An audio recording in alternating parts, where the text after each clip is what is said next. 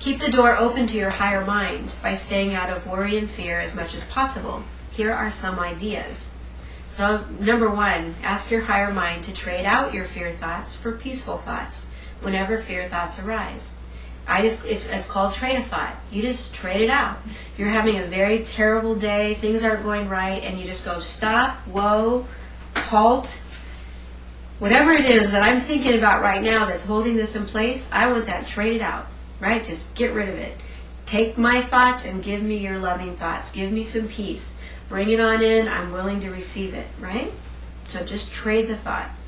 Imagine your situation as peacefully healed and whole. So let's just say, it's something you need to pay at the end of the month. It's not happening. You don't know where it's coming from. So what would a healed and whole thought look like about your situation?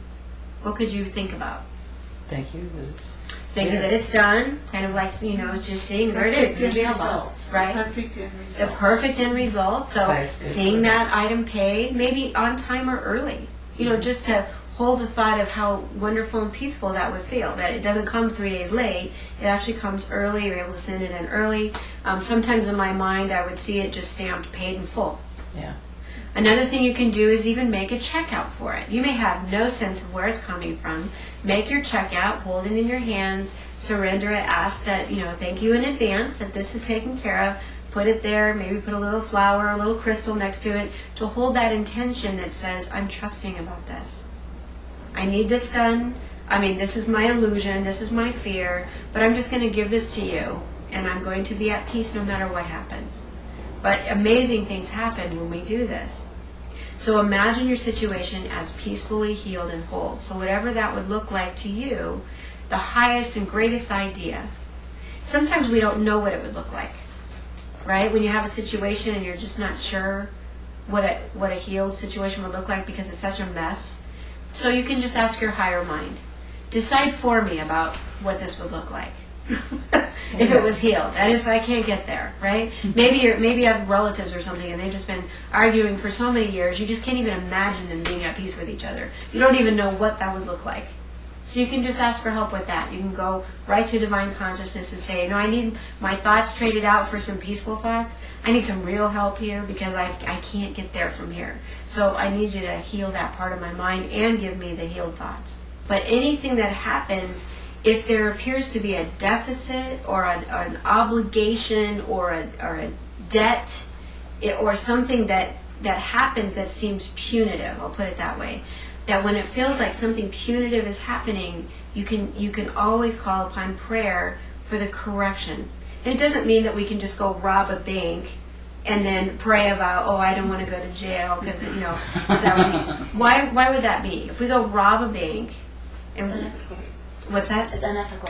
It is, but do you think God sits up there with like a checklist and just goes, well, no, because you did this terrible thing? Well, you're creating from that space. Right. We're always creating from the place in our mind. So if we're robbing a bank, clearly we're in fear, right? So now we have the consequence of our fear.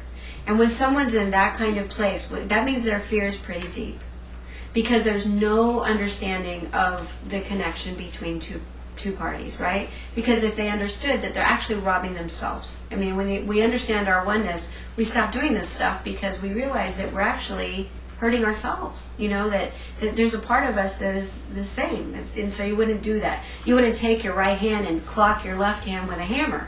But when people don't understand the relationship, that we're all a kind of one body, they do these things. So that means their mind is very steeped in fear.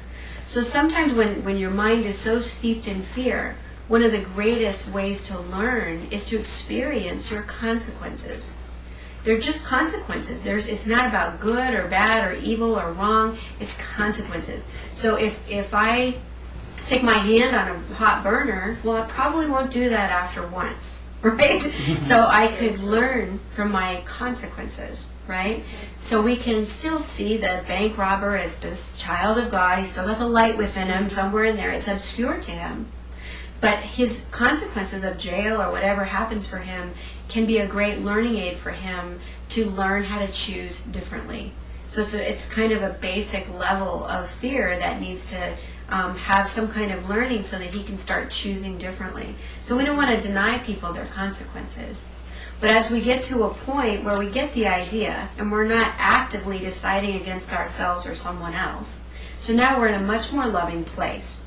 So we don't have a need to suffer or be punished or penalized for things, so we can call upon love to help us out. Meditate and quiet your mind as much as possible. Why is quieting your mind important? Because you hear guidance. You hear guidance. It's the created space. We create a space. We stay out of fear. Not It's chasing not the that. thoughts around. It's not that God goes, "Well, I only love meditators," right? It's not about that. It's not about judgment. It's about us creating the space so that we can get what we're actually asking for, right? Repeat your affirmations and prayers frequently, which in this book there's many, and of course in the universe there's many, many more. Stay in the level of ideas, creativity, and inspiration. Why do you think that's important? And that might be that, maybe you're a painter, you paint. Maybe you're a piano player, you play. That's ideas, inspiration, and creativity. Increases your vibration. It does. And it just like your whole amplitude goes up. You can't be in fear and in creativity at the same time. Laugh out loud, especially when you don't feel like it. It's hard to do, but it's one of the greatest things to do. Laughter is one of the greatest diffusers of fear. In the Course in Miracles it says, that the Holy Spirit says, if you will laugh with me, this will disappear. So laughter, when you are so upset, so angry, so terrorized by your problem, just sit and try to laugh at it, and pretty soon you will be laughing because you'll be laughing at yourself and how crazy you sound trying to laugh at something that is not funny. And then pretty soon it breaks the vibration. The first time I ever did this, I was so upset about something. And I did a flip open in the Course, and it said, laugh with me and this will disappear. And I was like, whew, you're asking a lot.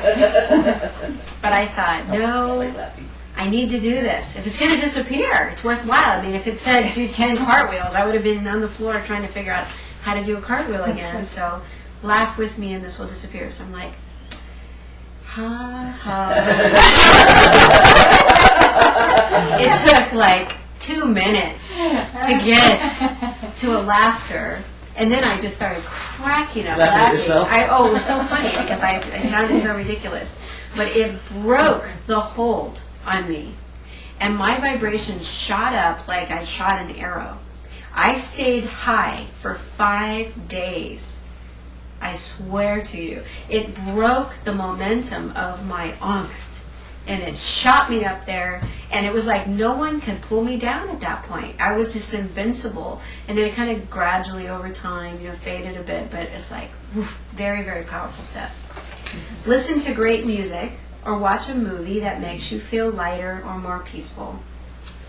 Engage in joyful activities, playing with dogs or babies or planting your garden or whatever it is. Do something other than being in fear.